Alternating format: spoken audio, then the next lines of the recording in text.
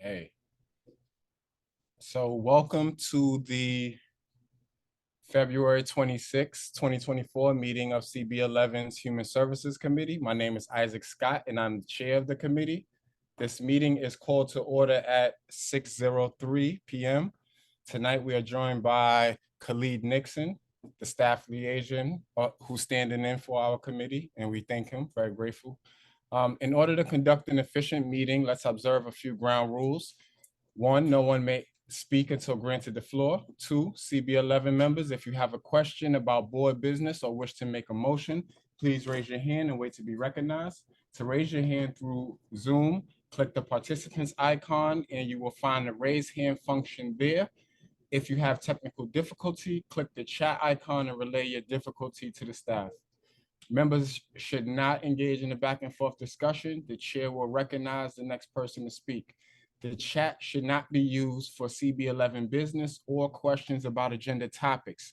All such remarks should be made on the record when recognized. Please keep your questions and comments brief and on topic to the discussion. Members of the public, if you have a question or a comment about subjects on the agenda, please raise your hand and wait to be recognized. At this time, we will now do roll call. Committee members, please answer present when your name is called.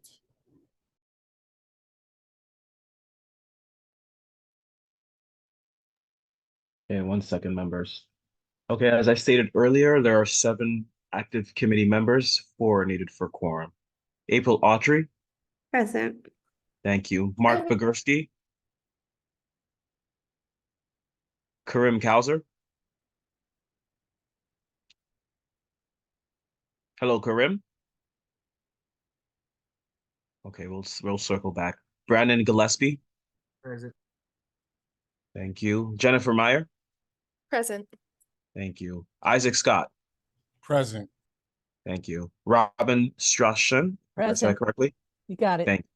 Thank you. Karim, do you want to acknowledge your presence?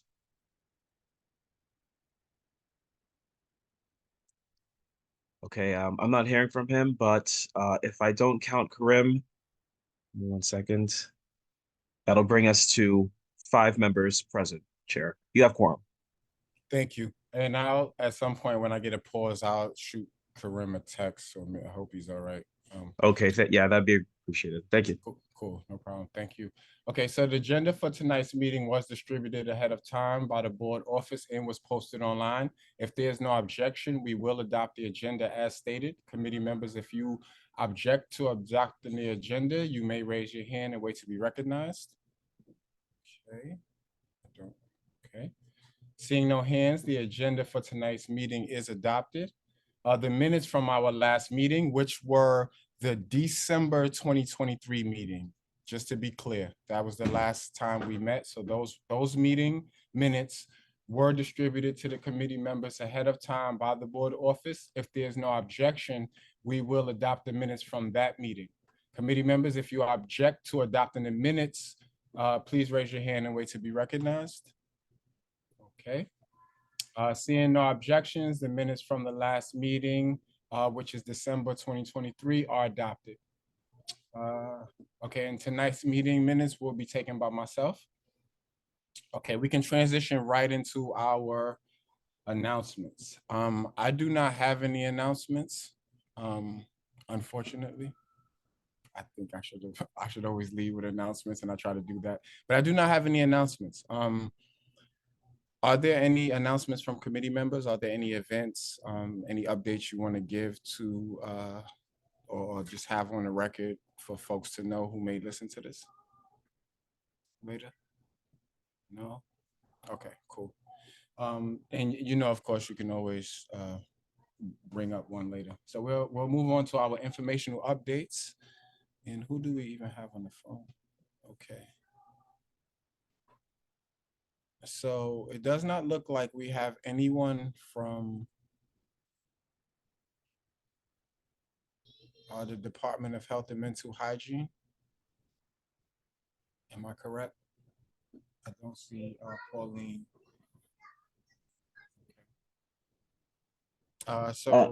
Isaac, I just gave you co-host ability, so you can go through the participants and see. Yeah. Yeah, I'm looking through now. I'm sorry, I'm just thinking out loud. I don't see anybody here from the Department of Health and Mental Hygiene. So we can move on. The next set of updates would be from East Harlem COAD. I'm not sure if anyone is on from East Harlem COAD either. Uh-oh. Okay. I wonder how many people were aware of this, the change in the schedule. Or were even able to come when this change, so it's okay. We'll transition, and we also don't have anyone from the Boricua Neighborhood Health Center, which would be Dr. Aponte. But I do believe that, and I haven't gone back into the business of executive committee, but I do know what was not able to make it on our agenda was taken care of at the executive committee. So I guess we'll get some updates on that. All right, cool. So we're good. Let's move on to our first presentation. And in that, it is our, it's a continued discussion regarding request for a letter of support for the Committee of Interns and Residents Service Employees International Union in their contract negotiations with the New York City Health and Hospitals Metropolitan. So we have Alyssa on. I did see Alyssa. Are you able to unmute yourself? Yes, yes, I am. Cool. Thank you. And thank you for your patience through all of this. You know, none of us anticipated not being able to meet last month, so we do apologize. I did see your email. You said there were no updates really, but I was just wanting to give you the floor to just maybe if you wanted to say any few words as we transition into pulling up the letter we drafted and letting the committee review it together and then possibly taking a position on the letter. Yeah, okay, no problem. Thank you, everyone. Good evening. My name is Alyssa, the Director of Community Relations and Engagement at CIR, a national union representing over 32,000 doctors across the country. We represent the resident physicians at Metropolitan, also and also throughout the health and hospitals public system. And since our last meeting, contract negotiations have not moved. We are still in the same place with the city. The offer on the table with the city would still leave our residents in our public sector hospitals as the lowest paid resident physicians in New York City. Which is a huge concern, not just for the livelihood and well-being of our resident physicians, but also in terms of being able to, or the health and hospital systems continuing to be able to attract talented, passionate doctors that want to come and work in the public sector if they're moving to New York City, where we all know it's very expensive to live.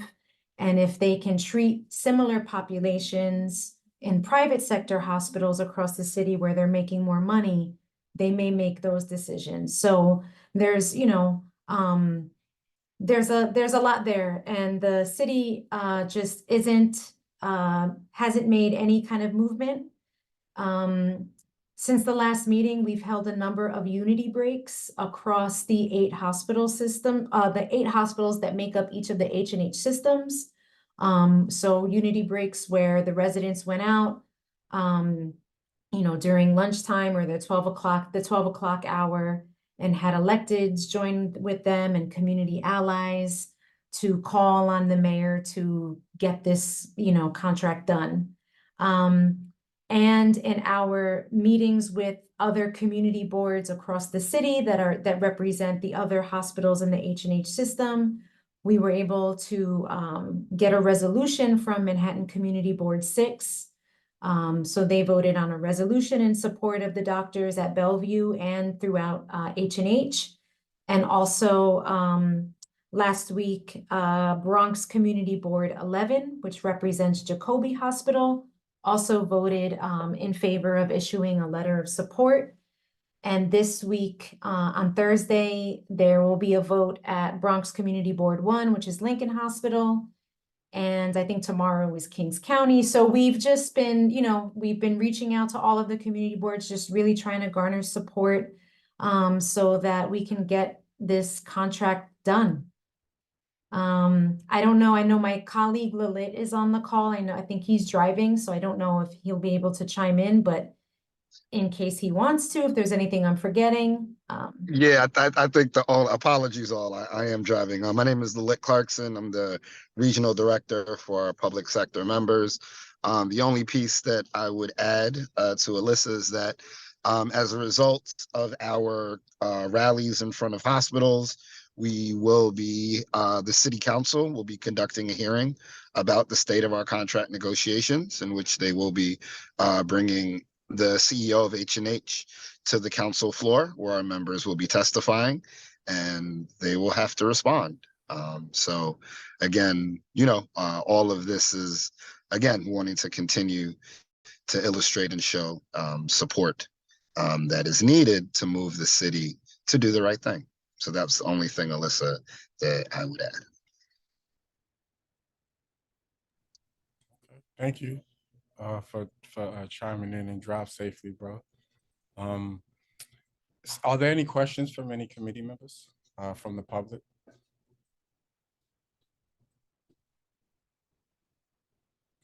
I'm gonna, Khalid, is it cool if I share screen? I want to pull up the letter. Thank you.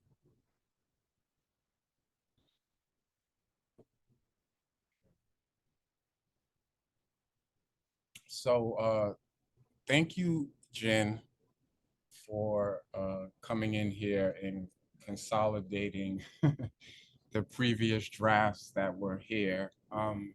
So I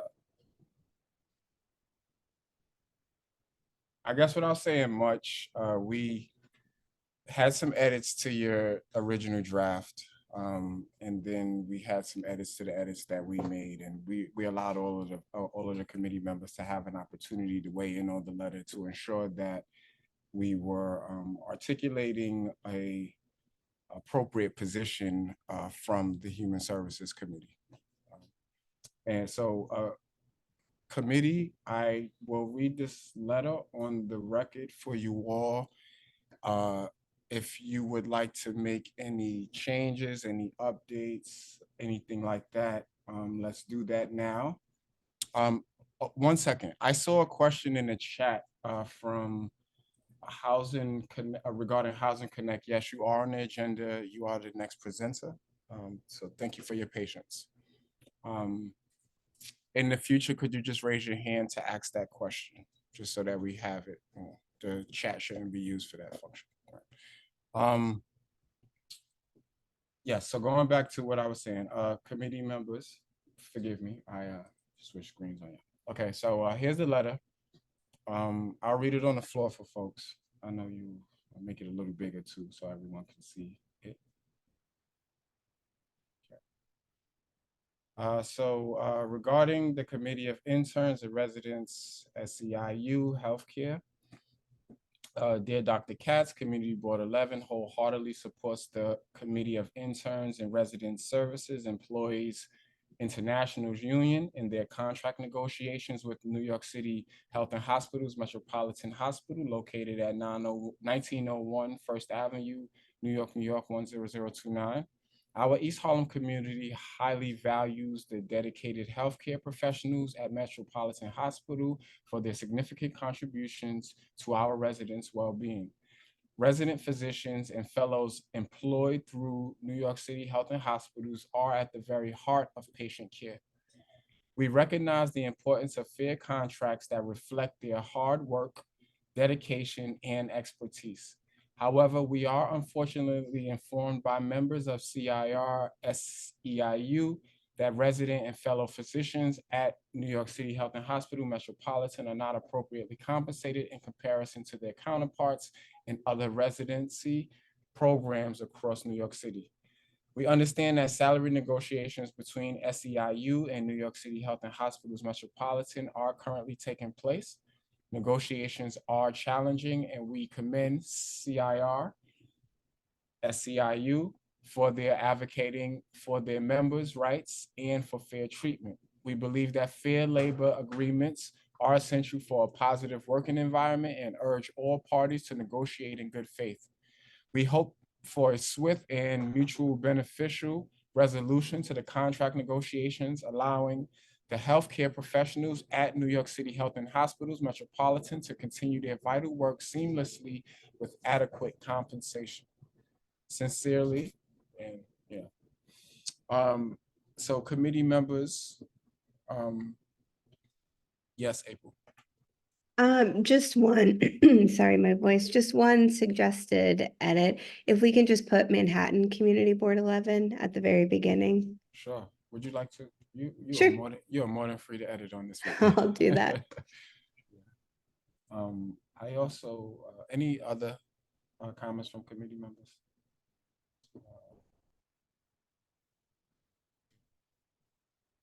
I know that this is a new.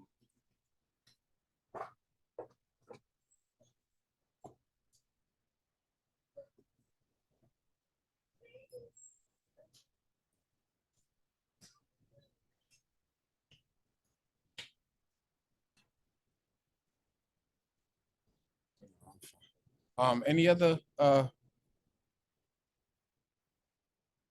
comments, suggestions, committee members? Okay, so I guess I am curious, does this letter, I know it's not the letter you sent us, but does it fall in on the good side of what you all, of you know, of the advocacy that's going on? Yes, most most definitely. Okay, No, I really appreciate appreciate it. I appreciate the edits. You know, I think our members will be I know they'll be very excited to see that they're, you know, getting the support from this board. Yeah, no, I think it's great. great. Glad to hear that. So committee, can we, this is, at this time, I'll open the floor for any motions. Anyone feel so moved to make a motion to provide a letter of support? Robin? Thank you. I move that we Sorry. accept the drafted letter directed to Dr. Michael Katz at New York Health and Hospitals, exactly as it is here. From Manhattan Community Board 11, Health and Human Services Committee, or is it from the whole board? I don't know. I think ultimately it ends up being from the whole board. That would be even better. Is there a second? April? I'll second. Okay. Khalid, may you please do the roll call? No problem, Isaac. Give me 1 second. Mhm. Okay. I do need to confirm if Karim is available. If he is, that makes 6 committee members. If he's not, it's 5 committee members. Karim, are you here to confirm your presence for us, please? Okay, so we'll just move on and assume only 5 and Okay. 3 is needed to pass the motion. April Autry, Yes. thank you. Karim's not here. Brandon Gillespie, Yes. thank you. Jennifer Meyer, Yes. thank you. Isaac Scott, Yes. thank you. Robin Strachan, Yes. thank you. So counting Karim not being present, the vote is unanimous and the motion passes. Okay, so on this document, for the sake of Marlene, we'll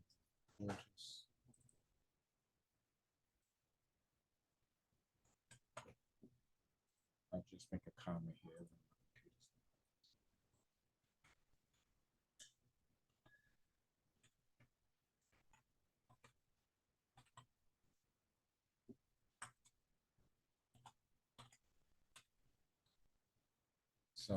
this note, oh, sorry, I'll just mark it for Marlene.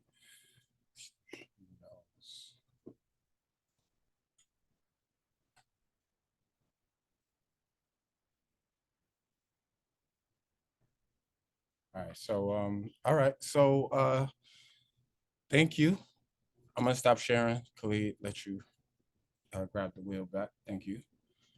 So thank you, and please keep us updated.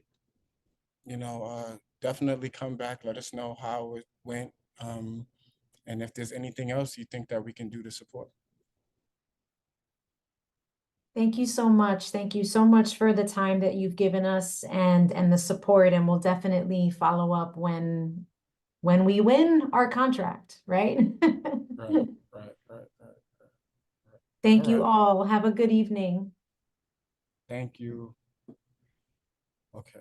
Okay.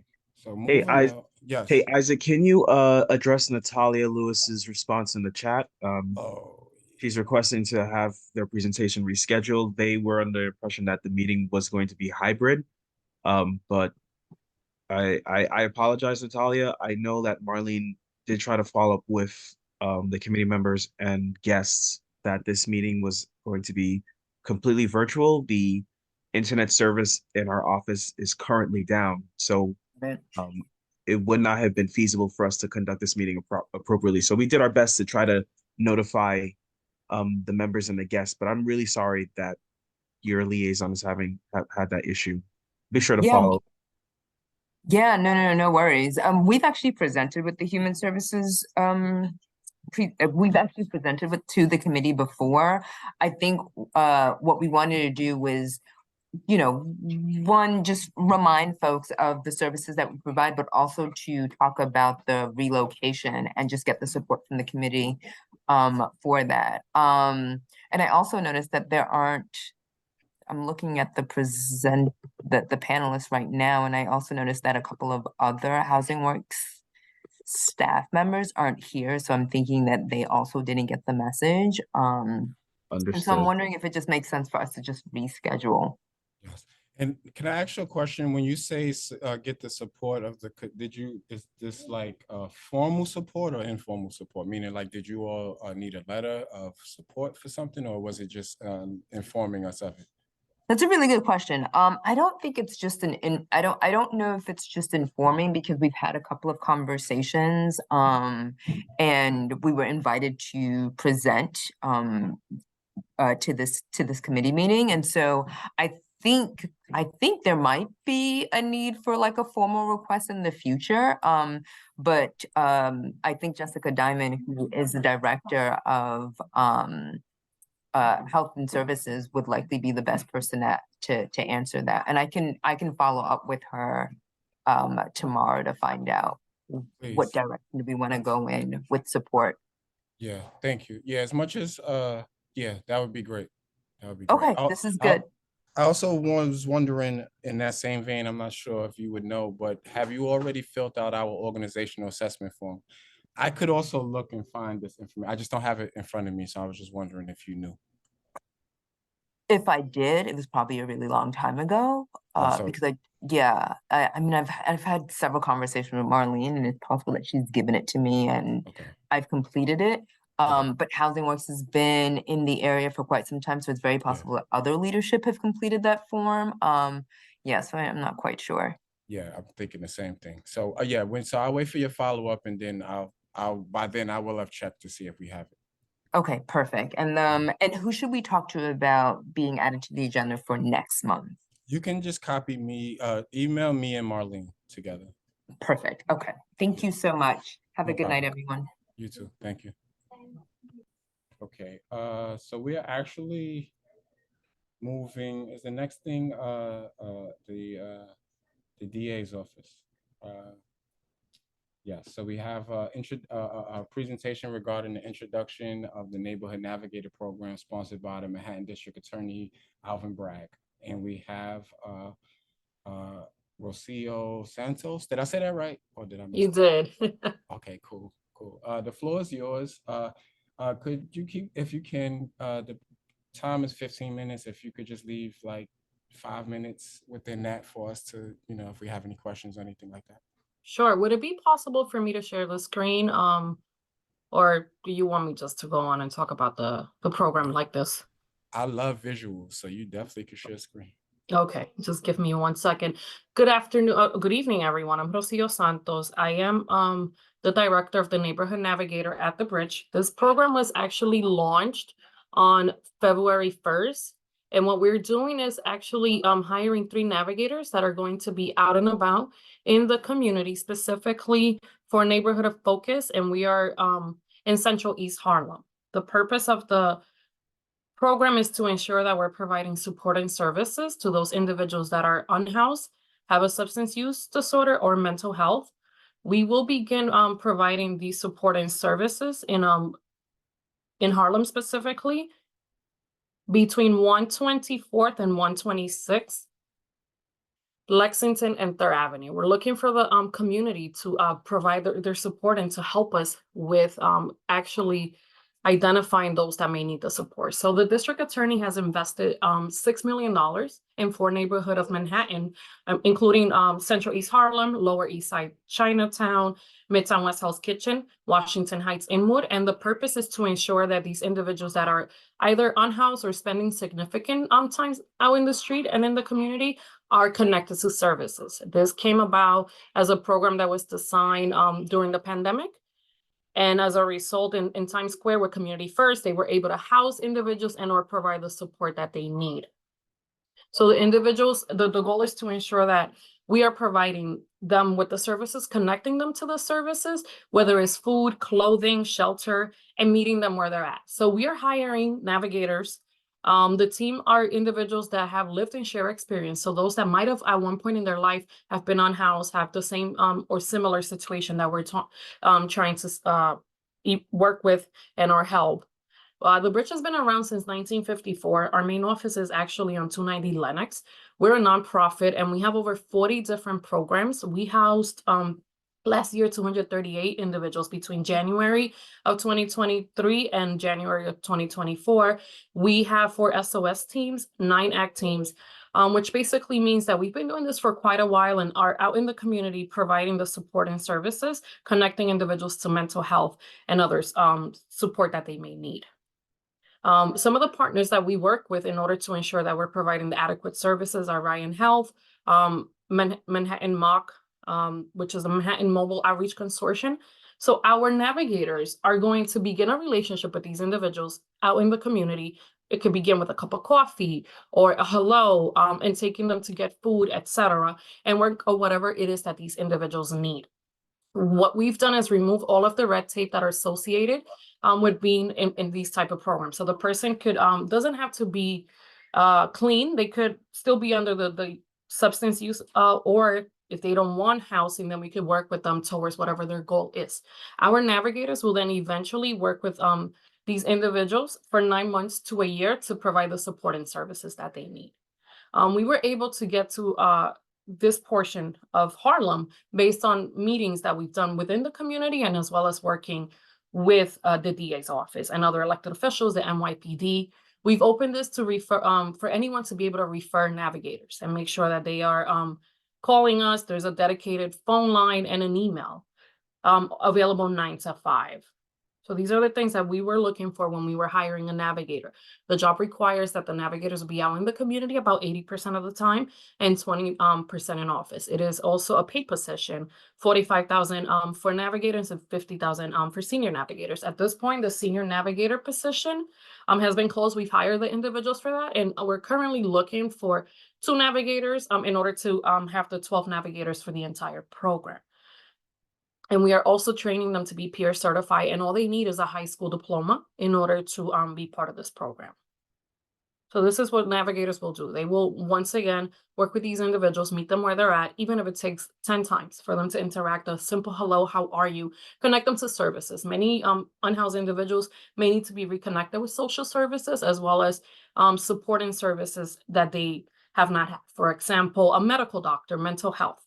And eventually, if they want to supportive housing, detox program, the difference between the navigator program and a regular social services program is that the navigators will eventually spend the day, if they have to, with the client and guiding them and supporting them. So it's a matter of warm handoff, not just giving them a simple paper and or referring them to services, but being there and following up with that person. So this is why it is important to build this rapport and relationship with the community, as well as, you know, presenting these type of board meetings and so on.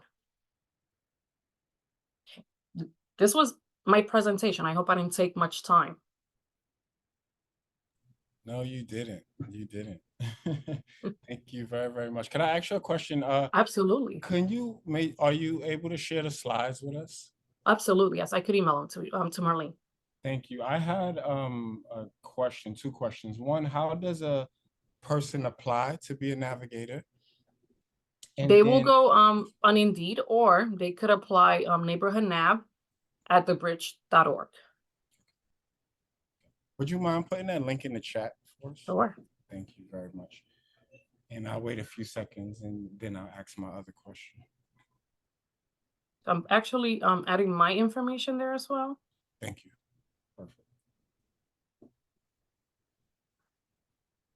Okay. Amazing. Thank you. Okay, so my other question was, now do navigators give presentations at community spaces as well, or would they like in their navigation notice like, hey, here are some good places that you know, Ms. Santos, y'all can come in and give presentations? Because it seems like their job is to be fluid and moving. So I don't know how much they're supposed to sit still other than their paperwork. So just wondering. So navigators are out in the community 80% of the time. What we're trying to do, since the program is so new, is that I'm out and about, providing the support, providing the services, kind of being the face of the program. However, that doesn't mean that eventually they will not be able to do this. As I mentioned, some individuals that we are hiring, this might be their first job, right? This is the first time that they may be out of the justice system, that their mental health, its stability, etc. There's a lot of training, because we're also meeting and the Bridge is really proud of our peer workforce. We've hired many peers. We were started by peers. So we continue to do that and uplift and or try to help individuals that are ready to take that next step, that are on the other side. This position is also unionized. So after 6 months, they're part of the union, 1199. They're being with the Bridge for a year or two, we're still not sure. They will be able to go back to school. And their education will be paid for by the Bridge. That sounds amazing. That's amazing. Okay, committee members, are there any questions? We could also come back in in 6 months to a year, if you like, to kind of metrics to talk about what have we done. But for now, specifically, as I mentioned, we started on the 1st, but we've been able to connect with about 8 individuals in Harlem. In many different forms. On Friday, one of the navigators on his way to work interacted with someone on Madison that was passed out and was able to advocate and make sure that the ambulance came and got this person, connect them to services. We also believe in harm reduction, so safe usage, and are guiding them to the places for that. Do you guys have the capacity to be a part of our monthly updates? When is it? We could discuss that, absolutely. Because this meeting is out of schedule, but it's usually the second Monday of every month. And if March is too soon, we can start in April, but generally we have informational updates at the beginning of the meeting. And I think this would be perfect because they're actually engaging with people out in the street all the time. So some of those report backs would be very helpful for committee members, but also other community members who don't engage other, neighbors and residents in that capacity. Okay, that will be, count me in. We could start that in April. Okay. I'll be the one reporting, and I'm saying in April just because we're still trying to place the right individuals in the right neighborhood. I know that for now, I only have 4 people. It should be 12. There's about 6 more people right now going through HR. Okay. So by April, I should have everybody. What we're also trying to do is make sure that we're finding people that are linguistically and culturally appropriate. So for example, in Harlem, we also need Spanish speaker. We need an African-American. We also need an African to kind of represent the entire community.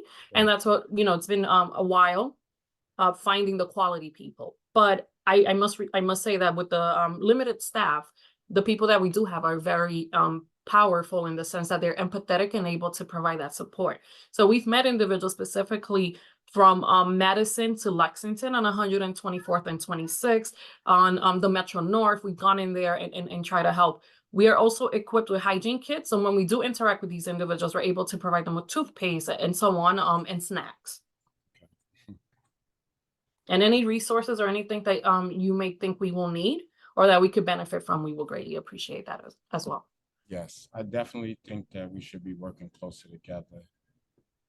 This is great. Thank you very, very much. Thank you so much. Are there any questions from any public members before we transition in our meeting? I don't see any hands. Okay, so I'll keep us moving. Thank you again for your presentation. Thank you for bringing this information to us. Sure. And we definitely look forward to working with you more in the future. Thank you so much. Have a good evening, everyone. You too. Thank you. Bye-bye. All right, y'all. So that was okay. So the thing after that, we just kind of took care of before this. That was Housing Connect. So they're not on the agenda anymore. And because we were not able to meet on, could I share screen again? Thanks. So because we were not able to meet earlier in the month, we were not able to together as a full group, review the preliminary budget documents in preparation and make comments. I did have the opportunity, and all of it is not just because we didn't meet. Hold on for a second, y'all. I have loud kids. Give me a second. Thank you. It wasn't just because we didn't meet. It was also because I took too long to send you all an email to give you some time to weigh in on the document. So also please forgive me. I do have the document up. I was able to meet with our Vice Chair, Jen, who was very, very helpful, who also, as our Vice Chair, sits on the committee of, is it District Needs, Jen? Can I pull you in at this time? Yes. Thank you. So yeah, I was actually gonna just walk people through just our portion of the document and the additions, but if you don't mind doing it, I'd love to yield the floor to you.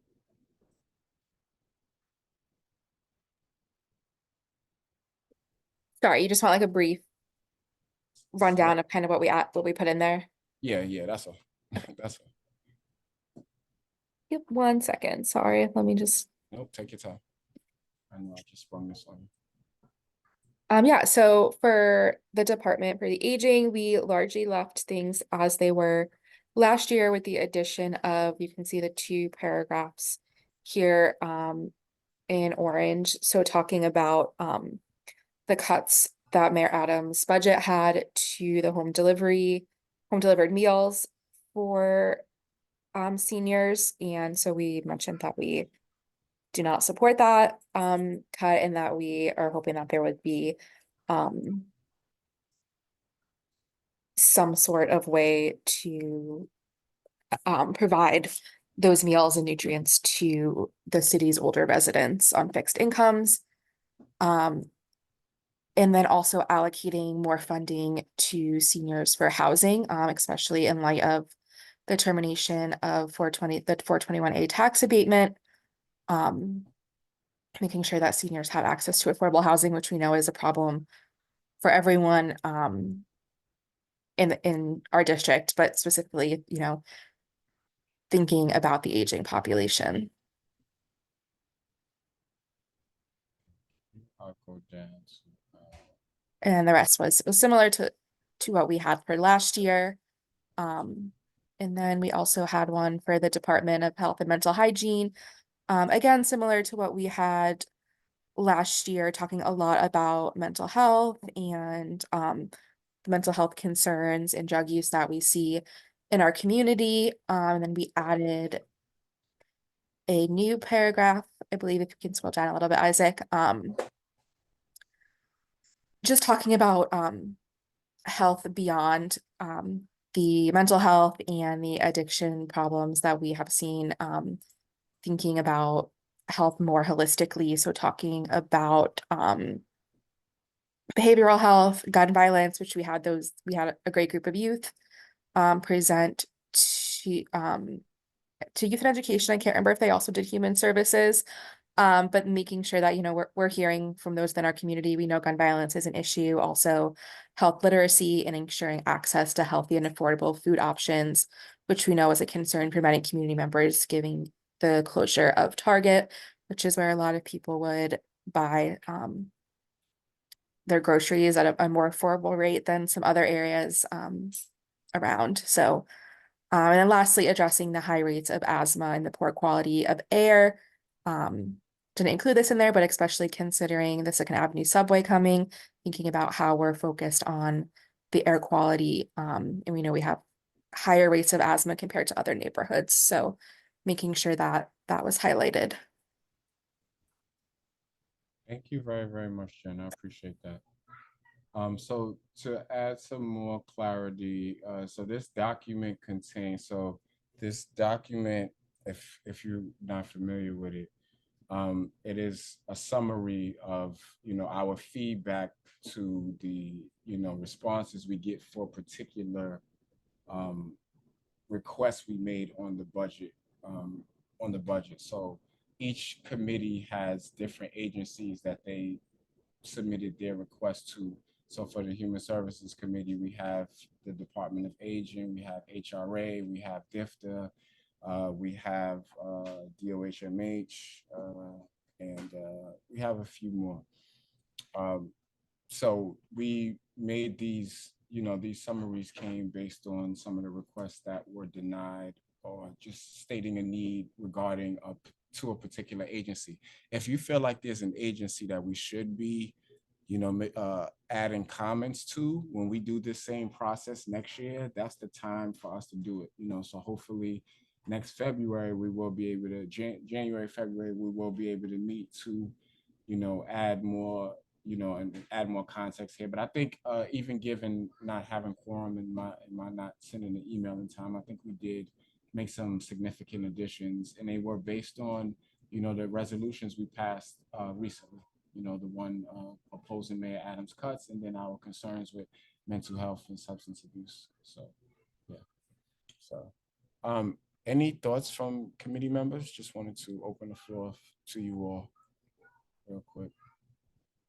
Yes, Robin? I just want to say thank you. The cuts that we experienced this year, I know some of it was replaced, but it wasn't just about the cuts. It was about going beyond the cuts and establishing the budgets where they should be. So I know this is an ongoing conversation at the council level as well. Thank you so much for your support, Jennifer and Isaac. Thank you. Of course, no problem. No problem. I'm hoping we can, you know, develop this level of like consistency through all of the advocacy this committee makes, right? So like if we make a resolution, it should also translate to a budget request, which then can also be summarized in the event that that request is not met, you know, so that there's a consistency in what we're asking for, you know. So I appreciate everyone's help on this. Any other thoughts from committee members? All right, so we don't have any more. That was, I see a hand from the public. Trevor Alexander, are you able to unmute yourself? Hi, can you hear me? Yes, I can. Great.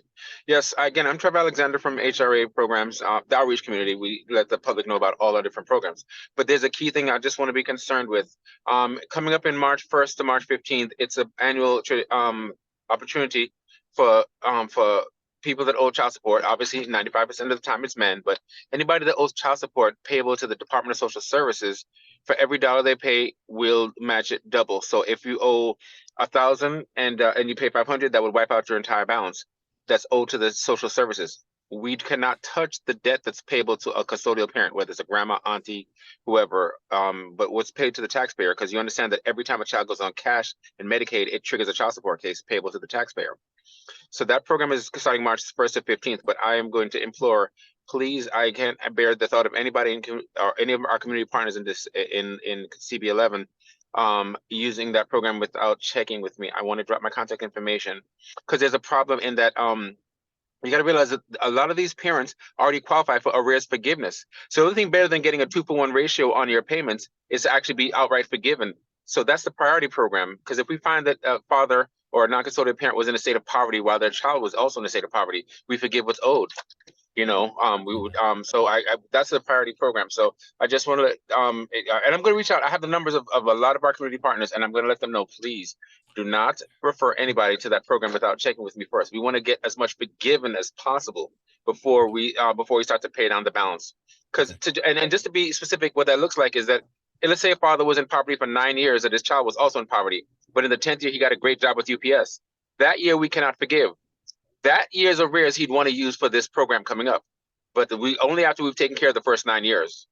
Is that making any sense to anyone? Because I know this is No. kind of. No, you know what, man? I'm just in my head like, wow, because I'm actually I'm in dealing with that with someone right now, and to have you even say that, I'm just like, yeah, please drop your information in the chat so I can Yes, reach out okay. to you about that. Yes, So, yeah. I'm having now, but I'm hoping to be able to pay something in there because I have my signature saved. But I'm asking you, please take this verbally. It's my HRA mobile, and it's always with me. The only thing I must say is that a lot of times I'm in jail, so my phone's in custody. But as soon as I come out, I pick up all my messages and call back. Well, I pick up my texts and call back immediately. But please, I cannot bear the thought of anybody misusing that program, and actually paying down on debt that could have been forgiven. Because the only thing better than discount is free. I think we all agree with that. No? Yeah. Right. So my number is 646-916-0915. That's 646-916-0915. Okay. Yes. Thank you. And could you yes, and can you please put it in the chat for us too? Will, but I also want to announce something that I was fortunate enough to catch up with Alvin Bragg at an event this weekend, and there's a program that I'm reaching out to the 5 district attorneys of New York City on. New York State is allows any incarcerated person to immediately notify us that you're incarcerated, and we'll bring the child support order down to 0 during the entire time of the incarceration. So you don't accumulate astronomical arrears and the crushing enforcements that will ruin the balance of your life. We're talking driver's license, professional licenses like your OSHA, your CDL, and I mean, all the professional licenses, your bank accounts, your income tax, and your credit reports. That's a pretty hard blow to come out of incarceration to deal with that. Plus the actual amount of arrears is owed. So, so what we're trying to get the 5 district attorneys, and when I spoke to Attorney Bragg, he said that it sounded very good what I was proposing, which is that everybody that comes through the Manhattan District Attorney Office that either cops a plea or is sentenced to immediately reach out to child support so we can screen them and get them going on that downward modification so we can get it down to 0 during the time of incarceration, so they don't accumulate arrears that are not just and impossible to pay and ruin the balance of their lives. So he passed me on to some staff, and I'm going to continue to work on that, and hopefully I'll have a good report for next month, let you know how that's going, because and then from there I'm going to move from each district attorney, and because that'll be an incredible relief to the fathers and families of New York City, because they just don't know. And what you don't know, you don't know. And then as well as when you're fighting for your freedom, I think that's job 1 anyway, right? And once that's done and you start to go into an appeals process, then you're still not thinking about your child support until it's all settled, and then then it's hard because you're in already. So I just want to let you know that's a little update there on that. That's because that's a personal policy initiative that I've been pressing for a few years now, and then it got messed up with the pandemic, but I'm resuming that because that's going to make a huge difference. Thank you guys, appreciate your time. No, thank you very much. Thank you very, very much. Thank you. Yes, please You're put your very information in the chat so we could get in contact with you. You bet. Actually, Thank you. you got it. Thank you. All right. Maya, I see your hand. Hi there. This is please forgive me if this is the wrong time, but I joined the meeting 5 minutes late, so I want to make sure I'm here on behalf of the East Harlem COAD. And so Yes. I didn't see it on the agenda, so I just wanted to make sure I hadn't missed my time. Actually, no, you didn't. Okay, perfect. No, That's you all I didn't. need to know. I'm sorry. No, you're good. Actually, because our agenda was shortened significantly.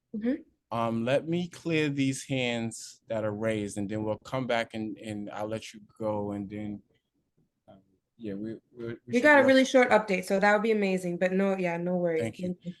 Crystal, Glover?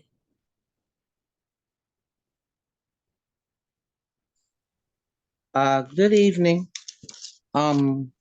Before I ask my question, the gentleman that was speaking, he's saying that if a person is locked up, their child support is frozen until they get out that's from the DA's office? Trevor, please. Hello, can you hear me? Yes, Yeah, I Hello? can hear Trevor, you. can you put, Yes, Yes. okay, Trevor, good. can you put Okay. your email? Right, sure. Actually, I just want to let you know, me and the family just went into the chat and tried to find a way to paste in there, and it says that the chat's disabled. Is that correct? Maybe it is. Khalid, could we fix that so that Yes, give me 1 second to work on that. Thank you. And in the meantime, let me answer your question. Actually, it's state policy in New York State, not all the states, but New York State. So actually, if you owe child support in another state, your child's in Mississippi or Georgia, I can't help with that. But New York State says that if you let us know that you're incarcerated, we will we'll set you up to apply for your downward modification. But the onus is on you to apply for your downward modification down to 0, so that although I'll be honest, New York City only brings it down to $25, but once it's $500, it caps out. So it's kind of the same thing, $500, 0, but at least you don't have all those enforcements. But the thing is, we're asking for but when a person's fighting for their freedom, they don't get a chance to, they're not thinking about that until it's totally done, and then by that time, they don't have the power to get that downward modification. So if we get the partnership with these 5 district attorneys, and let's start Manhattan with Alvin Bragg, and so that every time somebody's convicted, they immediately refer them to child support for their downward modification, we can work with them to get it down to 0. But it's a New York State policy, but we're looking for partnership with the district attorney, which will make a huge difference. Because everybody that goes to jail for a crime in Manhattan goes to the district attorney's office. So that's a perfect partnership to make sure that nobody that goes to jail for committing a crime in Manhattan then has child support. It just keeps charging and creating those life-destroying consequences. So it's not written in stone yet, but it's policy, and the thing is, I can't be clear enough. It's our responsibility as non-custodial parents. It's our responsibility exclusively. But the partnership with the district attorney would be perfect. It would be absolutely perfect. It would make sure that it's just a great opportunity that would really make, because nothing like a policy that's not being exercised, that's not being fulfilled. As a matter of fact, a policy that's not being fulfilled is vulnerable to being taken away because it's proven to not be effective. And I think we all have enough experience through the decades and the history to know that that's how it goes. So we really want to have that partnership with the district attorney's office. But it's there for any right now that that's incarcerated or is under indictment or is about to cop a plea. It's available now, and it has been for years. Do you have is it possible you can just say your number over the air? Yes, I will. And it looks like it's been enabled. So I'm about to drop it right into the signature right now. Come on. Okay. It'll be right in there. Clipboard. There we go. Trevor. And there we go. Outreach connection. There we go. So that should come. That's my signature. It has our link to our website and everything. Okay. Okay. Hopefully I can write it down before this yeah, or a screenshot or something. Oh God, what you call it is what you face it. Screenshot. I don't know if I could do that. But anyway, okay. I just wanted to, if the chair will allow me 1 second. Well, it's gonna take more than a second. But if I'm not mistaken, y'all had someone from the public advocate at your workshop, the in-person workshop a few months ago. Okay. It may have been one of my other coworkers, but yes. Okay, it was human services. Okay, so this is just a little extra. On 102nd Street, there was like about 5 or 6 cars taking up all that parking space. And it's been almost 2 years. And so when I called 311, it goes to sanitation and they closed the ticket in 24 hours. I called the public advocate's office. They got right back to me. They worked with me. They said that the precinct, they claimed the 23rd had closed tickets or were the license plates still on the vehicles, et cetera, et cetera. But with them working with me, the public advocate will be happy to know those cars are not there right now. So what's my point in bringing it up? I'm not tooting my horn because that doesn't work anymore. You try to toot your horn, nobody's listening anyway. But I wanted to say that so that the public advocate people will know them cars is not there now. And if there's anybody listening, if you feel your hands are tied and you feel hopeless in your community and nothing. I'm sorry, yeah. So I'm like really brother Trevor, thank you very much Sure. for giving the feedback, beloved. I appreciate you. And thank you for leaving your information in the chat as Yep. well. Okay. All right. Listen, I suck at voicemail, but I'm great at text and email. I'm just putting that out there. Thank you very much. We keep that noted, but you can definitely expect to hear from me. Absolutely. Thank you, guys. Bye-bye. All right. So I am going to, I see our release. I don't want to say your name wrong. Smith. Hi, can you hear me? I can. Can you tell me how to say your name? Yeah, it's Ariel Sella Holdbrook Ariel. Smith. Okay. Thank you. How are you? I'm good, thanks. How are you? I'm good. All is well. So I am from the Harlem Health Initiative with the CUNY School of Public Health and Health Policy. I'm the Health Equity and Literacy Program Officer. So here to really support our community organizations, our community partners in the work that y'all are doing.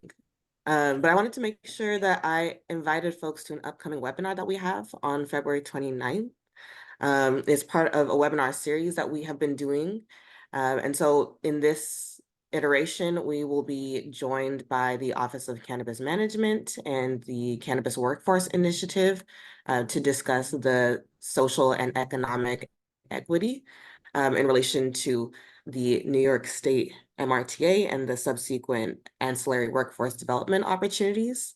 So I just wanted to share that with folks. I can share the registration information, the flyer, whatever is helpful. This is part 3 of the series, so I can also link to where folks can watch part 1 and 2 if they're interested in that information. Yes, we are. Thank you very, very much. No problem. This is the expungement webinar, correct? Yes, yes. Okay, yes, please. May you please. Thank you very, very much.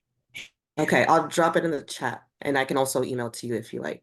I would like, well, I think I'm already on the email as because our another Right. choice is a co-sponsor. So yes, but if you don't mind sending it back to me, I can then quickly forward it to the committee. Okay, sounds good. Thank you very much. Thank you very much. Maya, thank you for your patience. Thank you so much. Yeah, my name is Maya. I know some of you, but while I work at Union Settlement, we are a member organization of East Harlem COAD. So I'm happy to represent the COAD today and share about 3 upcoming events, well, upcoming throughout the spring. So you'll hear more about these events and get flyers for them. But just to put them on your radar, on Thursday, March 21st is the in-person meeting, and that's going to be at 4 p.m. And that's going to take place at Settlement Health, so 3rd floor conference room. And Connect will actually be providing a check-in wellness activity, chair yoga to start off the meeting, and it'll be followed by the regular COAD meetings, which are always great. Then on Friday, April 5th, we'll have an informational and networking session for all East Harlem organizations and stakeholders. So you can look out for a sign up that will be available next month.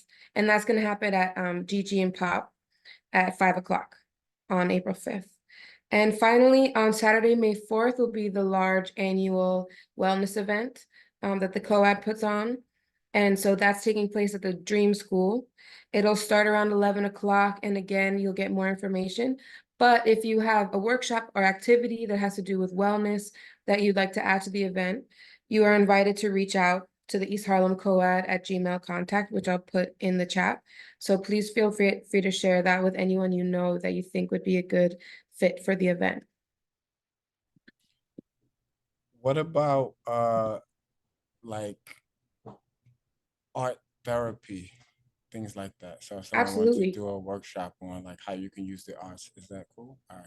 Absolutely. I actually remember 2 years ago, when we hosted the event, we had an art therapist work with young people specifically.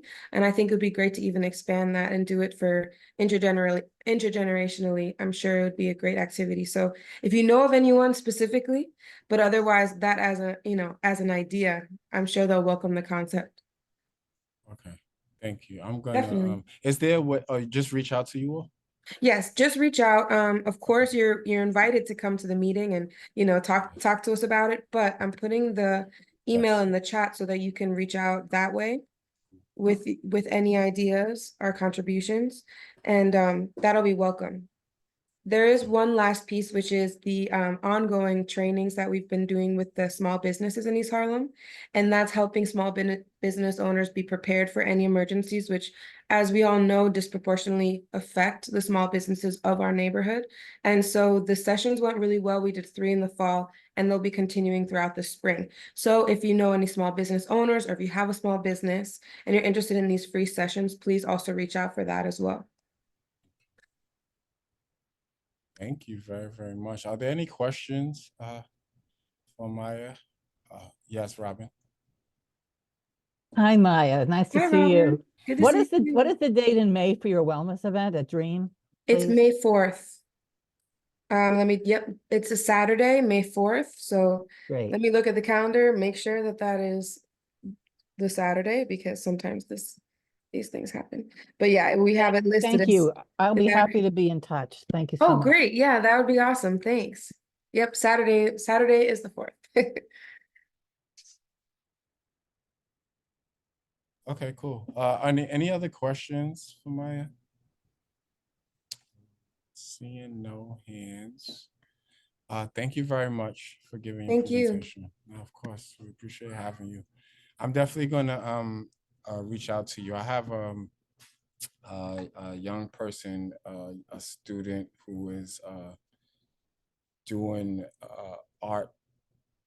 She's a teaching artist for young people, and I also am an artist, and I think this would be a good, if you have capacity and space, I think this would be a good opportunity for us to create a workshop around using the arts as a healing tool, as a meditation tool, and just different ways you can use the arts for your mental wellness. And so I think she'll like this project as a young person. So I'm looking forward to it. Yes, that sounds amazing. Yeah.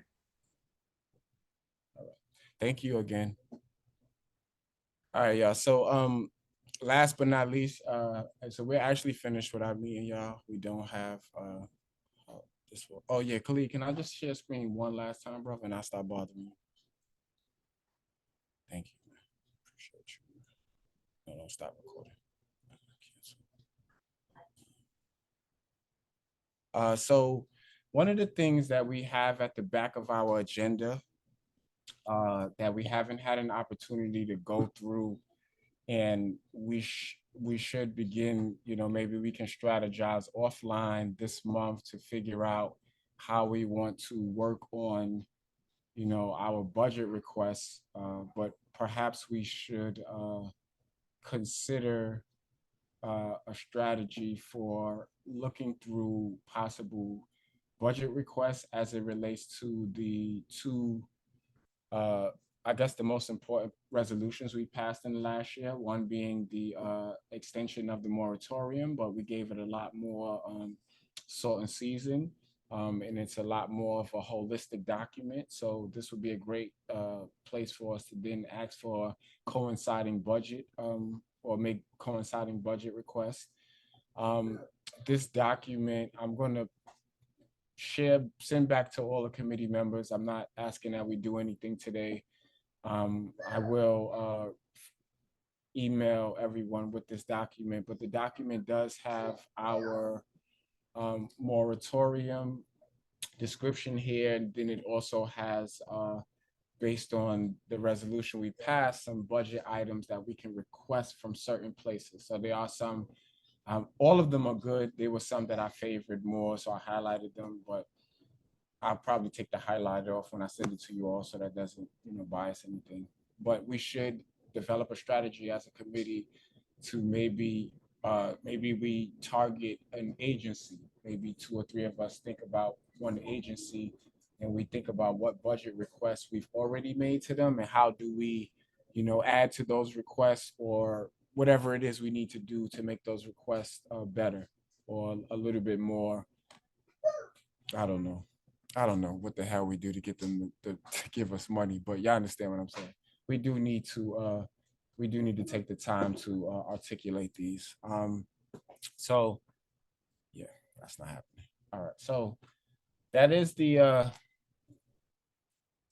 that's the goal, and I'll put it in an email to you all, and then we can work offline this month to figure out a strategy, and maybe I'll work with Jen and other folks, whoever is willing, and we'll maybe discuss a strategy on the floor next month, and then we do that, and we just maybe try to work out some significant, requests out of the resolutions we've made, because there's a lot we could be asking for, a lot, and I don't know if it's bad to ask for too much. I know only but so much is going to make it through executive and full board anyway. So I feel like we should just shoot our shot with as many new ones as we want, just being prepared. Maybe they'll take some of the newer ones that, I don't know, we never know. So I think we should be strategic about it. But this is something that is on our agenda every month, because I would like for us to be prepared when October comes, so that we're not, like doing things at the last minute, so that we already have our stuff and we're like just putting them in and we're good. So I don't know, any thoughts from any committee members? All right, cool. So with that, I just wanted to just bring that up. I don't want you all to think that it's forgotten or that it's not important. I know it's been a while since we actually had a meeting, so just wanted to bring it back up. But today's meeting was great. Thank you very much, everyone, for being on. And I'll stop talking now. I don't have anything else. Is there any committee members? I'm only recognizing committee members right now. Let me just lower every other hand that's up right now. Let's just do that. All right. Committee members, any final thoughts, old business or new business that I missed? No? Cool. So with that, Khalid, I think we are good to adjourn this meeting at 7:09. Thank you again for liaising for us and Marlene's stead. No problem, Isaac. Did you want to do roll call before adjourning, or are you just adjourn? No, I do want to do roll call. I'm sorry, brother. Okay, give me 1 second. No problem, no problem. Okay, committee members, final roll call for the meeting. April Autry. Present. Thank you. Mark Bogursky. Karim Kauser. Okay. Brandon Gillespie. I know I see that he's there, but okay. Present. Oh, thank you, Brandon. Jennifer Meyer. Present. Thank you. Isaac Scott. Present. Thank you. Robin Strashen. Present, thank you. Thank you. That's it, Chair. Okay, thank you, everyone. Y'all have a good night, and thank you for being flexible with the reschedule, y'all. See y'all tomorrow at full board. Great meeting. Thank you, Isaac. Bye, everybody. Bye, everyone. Good night. All right. Good night, everybody.